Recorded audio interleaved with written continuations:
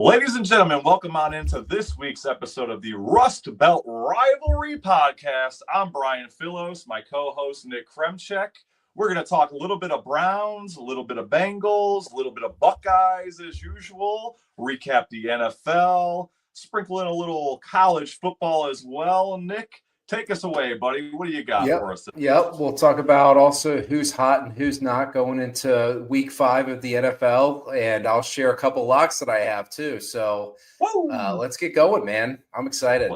Let's do it, baby. So you had a tough week to watch in the Bengals game Monday night. What do you have to say? You have some things to get off your chest. Let's hear it. Yeah, we're bringing that nickname back, the Bengals.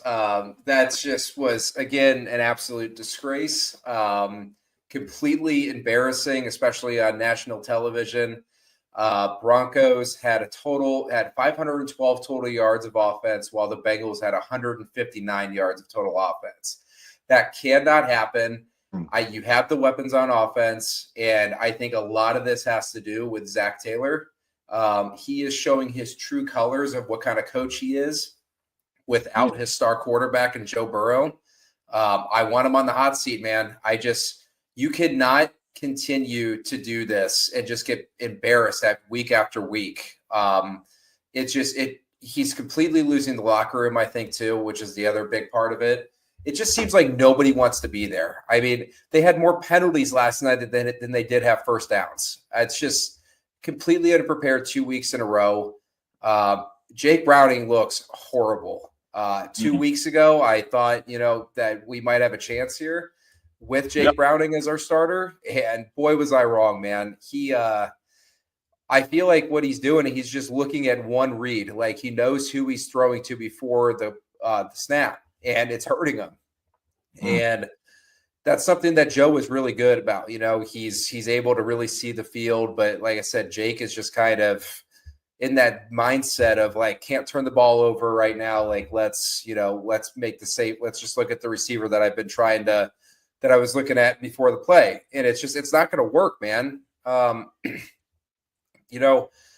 The Bengals are making these teams that they play look so much better than what they really are. I mean, the Broncos had 7 penalties for 72 yards, which was not good at all. They had mental mistakes. First time in 33 games that they have had a 100-yard rusher, and Bo Nix had a career high of like 312 yards. It's a disgrace, man. And it starts with coaching. I really want to see a couple people gone in this organization, but unfortunately, I truly think Zach Taylor has the safest job in the city of Cincinnati right now, and it's sad. But why do you think that? Just their track record, man. I mean, you look at how long Marvin Lewis was the coach for Cincinnati. He didn't win a single playoff game. I think he coached here for what? I think it's 18 years. It's just, the Bengals are looking like the 2019 Bengals before they had Joe Burrow. And then what happens after that? Joe's making everybody else in the organization look like they know what they're doing. I'm sick of it. My wife and I are actually going down to Cincinnati for the Lions game on Sunday. And I feel like we might be leaving that stadium at halftime. I'm a little concerned. But yeah, like I said, man, it's panic time in Cincinnati. Like the ship is going down. And honestly, I think at this point, you got 2 tough opponents coming up against the Lions and then the Packers. I don't see them winning either of those games. So it's time to start selling. Like, I would start listening to trade talks with Trey Hendrickson. I just start getting rid of all of their coaches if they can. It's horrible. It was just last night was so infuriating, and I can't believe I'm actually saying this in the month of almost October, but hey, Cincinnati, at least we have the Reds to cheer on. Hey, baby. Well, welcome to being a Browns fan every year. Holy cow. 4 weeks into the season and you're already miserable. It's what it feels like, Brian. It's extremely frustrating, and I haven't really been used to this the last couple of years. I've been a little spoiled with Burrow, and it's just at the point where I can't continue to watch it at this rate, or else I'm gonna I'm going to have some mental issues, I think. So Some mental health issues. Yeah. Let me ask you this. So I've seen a lot of rumors, and I'm sure that's pretty much all they are is just rumors, right? But I've seen a lot of rumors floating around about Russell Wilson going to the Bengals, about Jameis Winston, XYZ quarterback. Is there any quarterback that seems feasibly out there that you would actually entertain, that you think might turn things around for you, that's feasible? Bring back Andy Dalton. Whoa, rifle. No, he would not want to, honestly. He would reject that trade if he could. He doesn't want to come back here after the way they treated him at the end. But no, honestly, I think Russell Wilson's washed, man. I've heard Jameis Winston's name floated around. Whatever. If you could do something for cheap, it's not going to hurt anything. But unfortunately, I think that the Bengals' mindset is, they have Mike White as their backup right now. And, let's play him, if Browning continues to struggle. I just totally can see that. I just feel like the Brown family, they're just going to concede the season because of what's been happening with Joe being hurt. And they're not going to try to turn this season around. I have zero faith in that happening. But yeah, they should, man. They should try to go out and get somebody. Why the heck not? What's it going to do? It's not going to hurt anything. It can't get any worse at this point, Yeah, no, I saw Chase and Higgins on the sideline there. They looked real happy with this outcome of the game.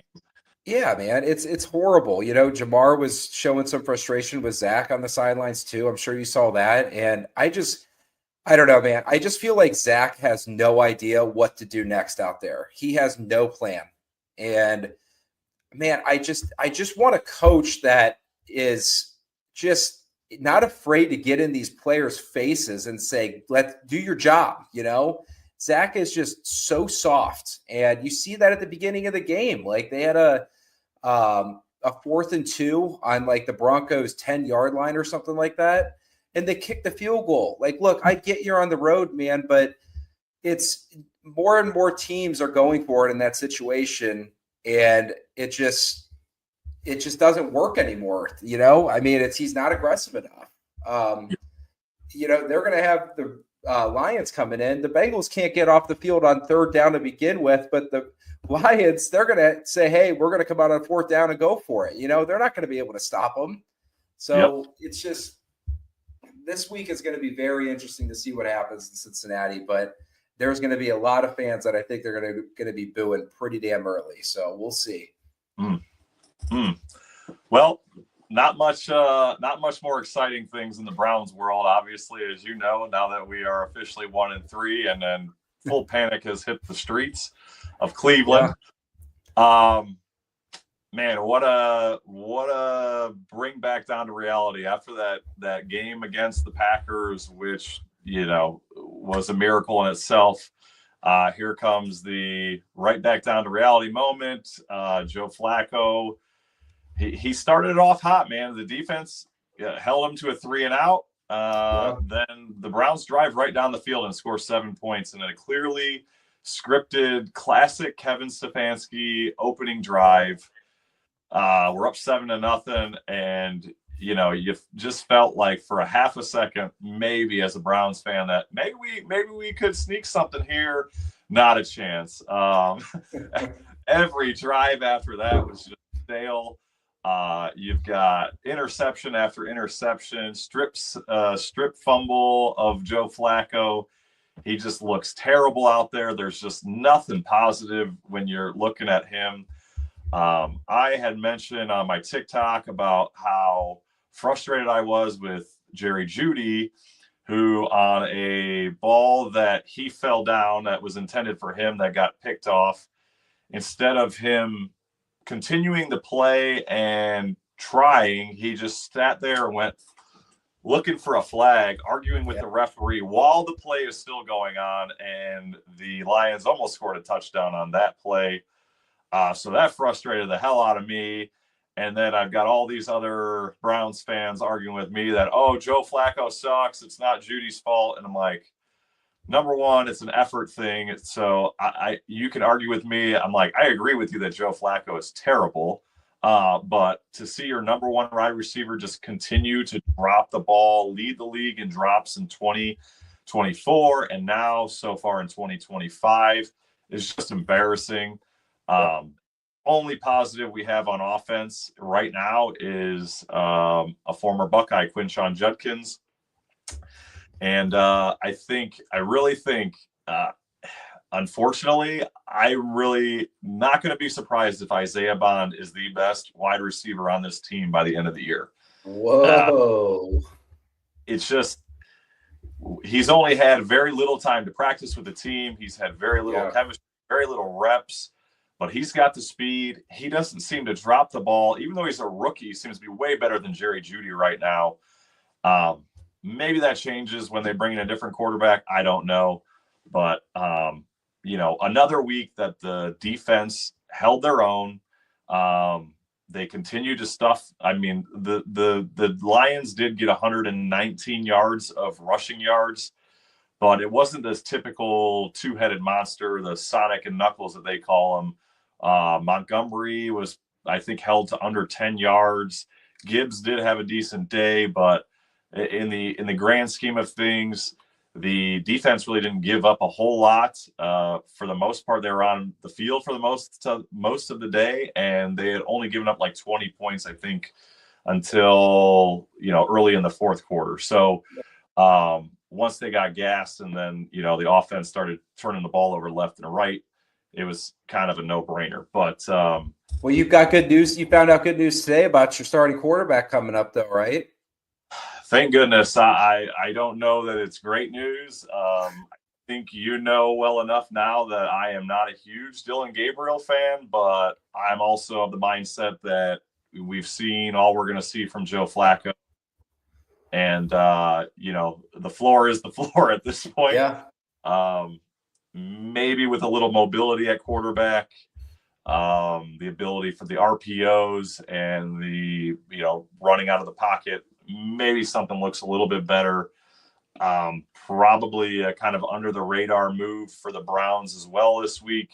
They made a trade with the Texans for left tackle, Cam Robinson, former first round pick from a million years ago and been on like teams. So not a whole lot of excitement there, but at least it's something. Again, what we've seen at left tackle so far has just been abysmal. So the Lions obviously stomped on the Browns, and now we hand them off to Cincinnati to do next week. That's crazy fact too. So the Lions defense has given up a first drive touchdown every single game this year. I think that's pretty darn impressive. And then for them to just kind of figure it out, along the way and, take care of business. I mean, you mentioned they have 112 rushing yards. I would expect them to double that on Sunday at a minimum. So we'll see. Yeah. Watching the highlights from that game on Monday night, I would not be surprised. That defense looked like Swiss cheese. Embarrassing, dude. Yeah. Every single draft pick that was on that defensive line, I don't think they won a single pressure, not one. And that just shows how bad they have drafted the last 5 years or so. It has been god awful. And I don't expect there to be changes. It's just the way Cincinnati runs the team, it's just the way the team is ran. And it's infuriating as a Cincinnati sports fan. I don't know, man. Hopefully they can turn it around a little bit here, but I can see them getting a top 5 draft pick at this point if this is what they're going to do week after week. For sure. Well, let's move on to some other maybe somber news around the league. There's a few major injuries that happened this weekend. Obviously, Tyreek Hill. We'll be releasing this on Wednesday, so this would have been 2 days ago. He sounds like he's out for the year. Malik Neighbors. Another torn ACL. He'll be out for the year, which is unfortunate because I was really excited to see what him and Jackson Dart could come up with. Braylon Allen, backup running back for the Jets. Doesn't sound like a major thing, just a few weeks, but something to keep in mind there because it seems like Breece Hall can never stay healthy. And then Carter, some kind of shoulder injury. Apparently, he went back into the game, but now is expected to miss multiple weeks. Out of those four, I mean, what's the biggest impact to their team? Do you think out of those few from the weekend? I mean, I think that Miami missing Tyreek Hill is obviously going to hurt. I mean, Tyreek seemed like he was happy to get out of there. Which was extremely weird. I don't know if it was just like him being in shock from probably how much pain he was in, because that did not look fun. Giants have nobody else to throw the ball to. So and like you said, I was looking very much forward to seeing the chemistry with him and Jackson Dart. So I would say either one of those two is definitely going to hurt, but both of those teams aren't playoff teams in my opinion. So it is what it is, right? Next guy's got to step up. For sure. And speaking of the Giants, there were two pretty big surprises, I would say, in the NFL as far as wins this week. And the Giants were one of them, beating the Chargers. The Falcons also, even with the backup quarterback, I don't think anybody had them winning over the Commanders. Yeah. Which game was more surprising to you? Was there? What do you see for the future of those two teams? Yeah, I mean, I think the Giants was definitely probably one of the bigger upsets of the week. It's, the Chargers, I think, were 6.5-point favorites going in. Look, every single team's going to have a bad week. It happens, The Bills did not look like the normal Bills early against the Saints. Obviously, they still won the game, and that's all that matters. But you're going to have weeks like this. I think the Chargers game, I don't think anybody's overreacting with the Chargers losing, honestly. Playing a quarterback that no one's ever seen yet, too. I think that's actually definitely benefited the Giants, too. So I think the Chargers will be just fine.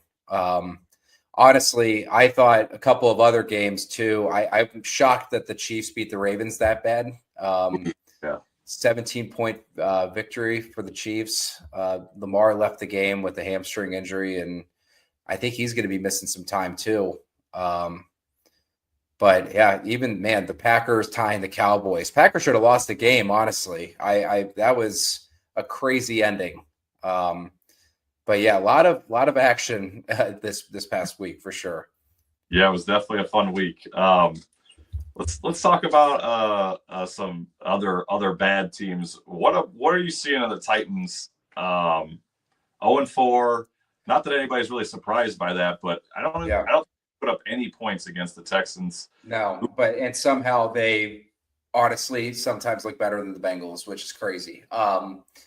Look, Cam Ward has struggled. I get it. He's a rookie, and there is not a lot of talent on that team. But it starts with the coach, Brian Callahan. I don't see him surviving the month of October. I think that he is going to be fired. He is already, I think last week was the first week he gave up play calling for the offense. So I don't think that Tennessee is going to fire him right away after that. But, Brian Callahan, for anybody that remembers, he was the offensive coordinator for the Bengals for years with Joe Burrow. And again, the Joe Burrow effect. Joe makes teams makes people look better, than what they actually are. And when I saw that hire for the Titans, I was like, that is not a good hire. It's just Brian Callahan is not a head coach. And I mean, this is going to be his last time being a head coach in the NFL for sure. Yeah. It's truly amazing. And you've seen what's going on with Zach Taylor right now too. So truly incredible how much one player actually makes a team or, everybody around him look as good as they do. So let me ask you this. We didn't discuss this prior though, but if Brian Callahan does get fired, and his dad, Bill Callahan, obviously would leave as well. What do you think what do you think is more likely of a reunion? Bill Callahan and the Browns offensive line coach or Brian Callahan offensive coordinator with the Bengals? I don't see Brian Callahan coming back to the Bengals. No. No. I don't see it happening. I think it could be a reunion in Cleveland. Well, I think Cleveland Browns fans would rejoice because our offensive line play before and after him has been absolutely dog crap. Yeah. Anything else from last week's games that stood out for you? Anything else you want to talk about before we skip to the week ahead? Oh man, I really thought the Buccaneers were going to pull that one out. That was nuts, dude. What's that? I thought you were nuts. Dude, I told you, man. They didn't look good at first, but they were finding their way back. Just a couple of mistakes at the end of the game. I still think the Buccaneers are going to be fine. I mean, that was without Mike Evans, so I still think that the Buccaneers are a very solid playoff team this year for sure. Yeah, I mean, I tend to agree with you. I know Baker Mayfield, and he doesn't do well when things aren't all going well, right? When he's playing ahead, he's fine. But when he's playing from behind, unless it's a bad team, he's not really great under pressure. And yeah, you mentioned Mike Evans, and I think Chris Godwin was out too. So yeah, they're going to win the division. I mean, the Falcons and Panthers and Saints are in their division. Like it's their division to win. And I don't even think it's going to be close. So they're going to have that home game most likely in the wild card. I mean, look, yeah, Baker's stats: 2 touchdowns, 1 interception, 289 yards. Yeah, he didn't play great, but they still kind of won the game. So almost won the game. Sorry. So yeah, I know what you're saying about Baker, but man, I still think that he's going to shock a lot of people here. I really do. Okay. Well, let's look into the week ahead here. I've got a couple games circled. I'm sure you do too. Looks Thursday night game. I think it's going to be a good one. Rams 49ers. We've got the Broncos and Eagles. I think that's going to be a pretty good game as well. And then team we just talked about, the Buccaneers, got flexed to, I think, 405 to play the Seahawks, which will be a battle of, 2 former first-round picks that didn't work out in their first stop or second or third stop, and here they are on their, I think, both on their 4th stop. So out of those games or any of the other games, what are you looking forward to the most? Yeah, I mean, I think that Broncos-Eagles game is going to be pretty good. Honestly, I think the Eagles win by a touchdown. I think the spread's 3.5 right now, but I think everybody's looking at the Broncos against the Bengals and saying, man, they look really good. Not how it works. The Bengals make the other teams look better than what they really are. So I think the Eagles win that game pretty easily. Honestly, another one, Patriots versus the Bills. I don't know why. Again, it's Sunday night. It's a night game in Buffalo. I think New England could make this one interesting. I mean, what are your thoughts on that one? I mean, I don't think it would be crazy, right? The Bills are currently sitting 4-0. Nobody's going to have a perfect season, right? It's a division game. Mike Vrabel, head coach, and I mean, it's only his 5th game with the team. I think it's very possible that there's an upset there. I don't think that's crazy at all, but like I said, I'm just really excited for the Thursday night game. I hope it's not a blowout, but no, I think that will be a good one too. I mean, I'm just looking at the schedule, and Chiefs Jaguars on Monday night. It's 2. I think the Jags are 3-1. It's Kansas City coming off a big win. This will definitely be a test for both teams because I think Jacksonville's a little bit better than what people are giving them credit for. We'll see what happens there, but that should be a good one too. Yeah, for sure. And then this is the first week where we've got a few teams on the bye. You've got the Bears, Falcons, Packers, Steelers. Obviously, probably a lot of people out there playing fantasy football, so check your lineups. Make sure you cover yourself for the bye weeks there. And then, so you'd mentioned the Lions are coming into Cincinnati. You'll be at the game. Yep. Little preview of the game. What are you looking forward to? Anything? So it's Stripe the Jungle in Cincinnati. So each section is wearing either orange or black. When it works, it looks really cool. In the past couple of years, they've done it. It has worked really well. Don't know how it's going to turn out this week. I think there's going to be a lot of blue in the stands. So keep an eye on that. Look, man, this game could get out of hand very quickly. I just think the Lions offense is just a juggernaut, and the Bengals are going to have no idea how to stop it. They look so damn slow out there. They can't tackle. Their corners aren't even close to the receivers when they catch the ball. They have zero pass rush right now. Trey Hendrickson did nothing last night in the game against the Broncos. It might be close for the first quarter, man, but I think the team total for the Lions is 29.5. I would take that. I'm putting that as one of my locks. That's a lot of points for one team, man. But I mean, you look at this Bengals defense, and it's just the whole team. It's not good. I don't know how long they're going to keep Jake Browning in for. I mean, if this game goes south at halftime, I could definitely see them saying, Mike White, get in there, which would just be crazy. It's just, I don't know. Should be really nice weather. I'm going to get some Skyline chili in me, so I'll be happy regardless. Might have to have a few more Miller Lights than normal, though, to survive the game. Oh my goodness. Well, yeah, I would say watching what the Lions did to the Ravens, who I think are a much better defense than the Bengals, 29.5 is not that crazy. Yeah. It's just, I was just thinking about it. I think our second podcast, how high you were on Jake Browning and how he was 4-3 as a starter and all this. How far we've fallen. I mean, I don't know what's changed. The offensive line isn't helping helping anything with him, but I feel like he's just leaving that pocket a little too soon. And like I said earlier, he knows where he's throwing the ball before he snaps the ball. And you can see he missed a decent amount of throws last night. So it's extremely frustrating to watch that. But he's going to have to figure it out pretty darn quick. It's a short week. I mean, he's a starter.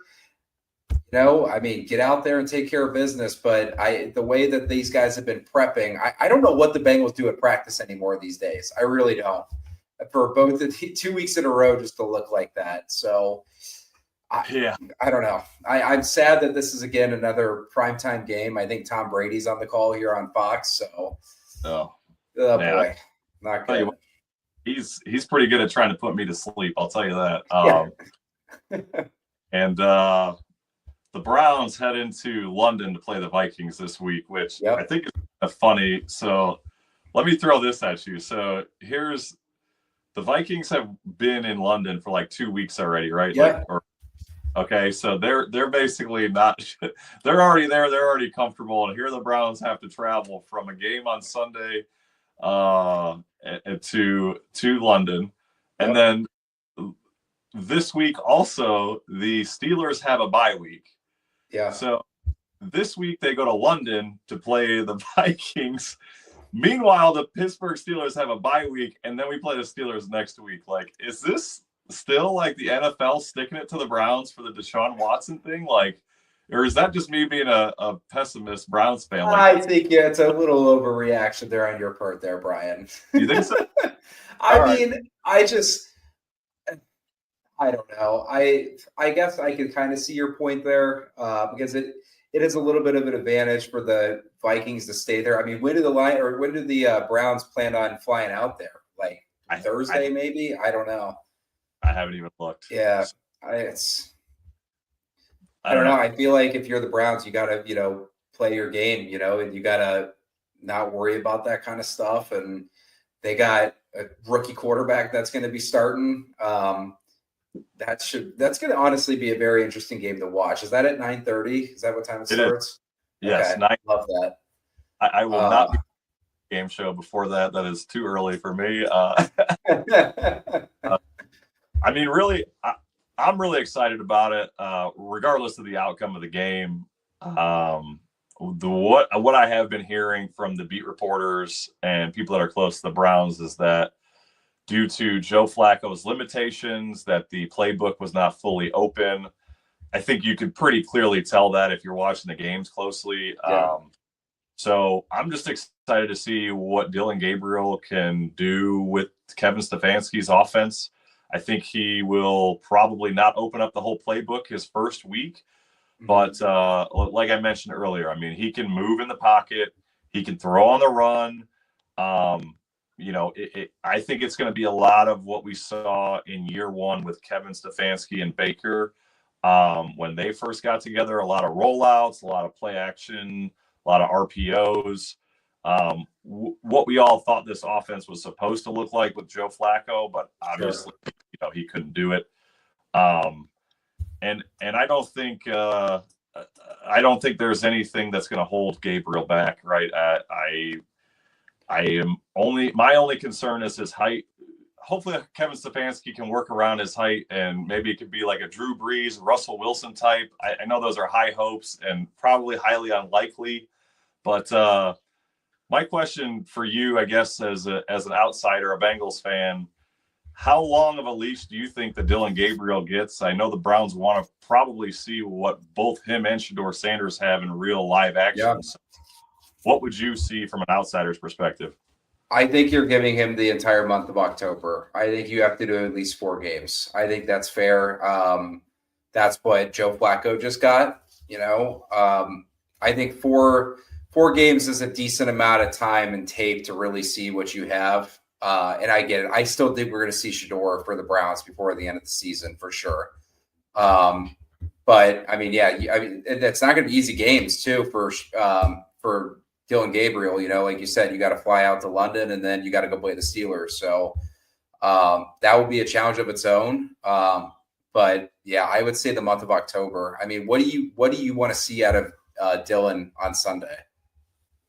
So, I mean, I think it fully depends on the offensive line. I mean, if the tackles are Swiss cheese again, I think it's going to be hard to evaluate no matter what he does. But I mean, I'm just expecting to see quick passes. He's supposed to be this quick processor, right? That been in college for forever and multiple systems. So, hoping to see more deep shots. When guys are wide open, I'm hoping that he actually hits them right instead of maybe check down Charlie. Those are the main things I'm looking for. And again, if the tackles are Swiss cheese still, you're not going to be able to tell a whole lot. Yeah. But again, if he can move the pocket, Kevin Stefanski can scheme things for him. Maybe like a light game, maybe 2 touchdowns, 1 interception or less. Maybe 225 yards. Okay. That would be I think for his first. Fair. That would be awesome, right? So that's what I'll be looking for. And again, I would not be surprised if Cam Robinson is your starting left tackle. It's not listed that way right now, but it's just not been good over there. So real quick, Brian, before we get into college, I want to ask you, who are your top 3 teams from each conference right now? Yes. So we'll start with the NFC. I think that one's a little easier. AFC might surprise you. So NFC, my top 3 teams right now, Lions, Eagles, and Rams, which I was very high on the Packers. I was still high on them after the Browns game, but that performance they put up in Dallas, I was like, nope, this ain't it. So those are my 3 teams. You have anything different? No, Lions and Eagles for sure. I was going to say Rams too. I still like the Buccaneers, man, but I think I do think that the Rams are a little better than them right now. But yeah, I would agree with you on those top 3. I would love to see what your opinion was of the Buccaneers if they were in a conference that was not complete dog crap. Touche. But let's check in. Let's see, is there any differentiation? What's your top 3 for the AFC? So I'm going to go with the Bills at number 1. And I'm going to go with the Chargers at number 2. And I cannot believe I'm saying this, but I'm going with the Chiefs at number 3. Oh, Um, man. I just, especially after the win on Sunday, they're starting to warm up a little bit. Xavier Worthy's back. Hmm. Our division, man, the AFC North is just, I don't believe in the Steelers yet. They haven't played anybody. They got a tough stretch here coming up. And then the Colts and the Jags, I'm not believing in, them being a top three right now. But yeah, like I said, I think I like the Bills, the Chargers, and the Chiefs right now, top three. Okay. Only difference I have is I don't have any faith in the Chiefs still. I know Okay. Patrick Mahomes is Patrick Mahomes. I still think, even what they did with the Ravens, I'm still skeptical. And as crazy as it sounds, and you can probably clip this for later in the year, I think right now, I think the Colts are a top three team in Danny Dimes. I mean, it is crazy watching the difference in the team. And I mean, they've got Jonathan Taylor. They've got a decent defense. They've been surprising the hell out of me. So, Yeah, no, I mean, that's fair. They have a pretty decent stretch of easy games coming up too. So we'll see if they can take advantage of that. yeah. Yeah. So, before we close out here, let's talk a little college ball. We both watched the Washington Ohio State game. Yep. It was not as close as we were worried it was going to be. Yep. Obviously, the guys got off to a very slow start. I think that was kind of game planned almost a little bit. Sure. Had the training wheels on, so to speak, on Sayan because of his first road game. What were the big things that stuck out to you in that game? Yeah, I mean, it's just, I feel like Ohio State has definitely had those slow starts in the first half. They have a history of that. But then they make those adjustments in the second half, and they came out and took care of business. So great win for them. I think they're definitely going to be able to keep the momentum when they play Minnesota this week on Saturday.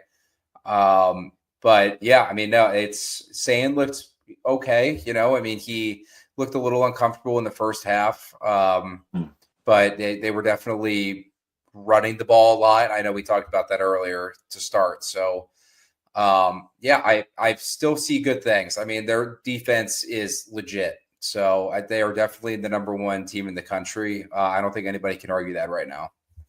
And what about that defensive line? Like losing Jack Sawyer, I thought they would take a pretty big step back. I was man, blown away.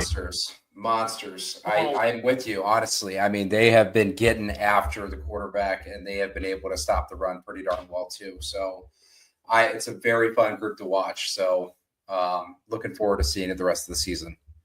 Yeah. I mean, that was crazy. I mean, the way they were handling the running quarterback, you wouldn't even know that kid was a running quarterback. I mean, right. The way that they were talking in the broadcast pregame was like, that's the next Lamar Jackson. And I mean, they held him in check, man, between McDonald, Curry, and Kenyatta Jackson Jr. I was just, like I said, I was just blown away, man. That was wild to see. Yep. And other games that were pretty fun to watch this past week. You had mentioned the Alabama-Georgia game. I was locked in on the Oregon-Penn State game Saturday night. I thought both coaches were playing very conservative for the most part of the game. Yeah. Which drove me freaking nuts. I'm a big Drew Allen fan, even though 99% of the country is not. And blown away watching the conservative play calling from James Franklin. And as soon as he cranked it up, as soon as he took the lid off the bottle, it was like, bam, 60-yard drive, touchdown right away. Like 5 passes. It was just insane. I'm like, what do you keep running the ball like 3 of 4 plays for? To me, his coaching is the main reason that they keep losing close games like this. I agree. What are your thoughts on James Franklin that game and touch on Alabama and Georgia too? Yeah, I mean, honestly, he can't seem to find a way to win those big games. And obviously, I mean, Penn State and the school they're getting pretty fed up with it. So yeah, I mean, they're going to have to figure it out pretty quick. They got Ohio State coming up in a couple weeks. But yeah, I am not a fan of Franklin. And honestly, if he keeps, I think if he loses against Ohio State, man, they're going to be, I think they might be looking for a head coach after this year. So we'll see. Yeah, the Alabama-Georgia game was very entertaining. I honestly thought the Bulldogs were going to win this one, but I mean, hats off to Alabama to, come in there and honestly really shock Georgia. So I love that game. It's a great rivalry. I feel like it's always competitive. So yeah, very good game. Okay. And this week coming up ahead in college, we've got Ohio State playing Minnesota.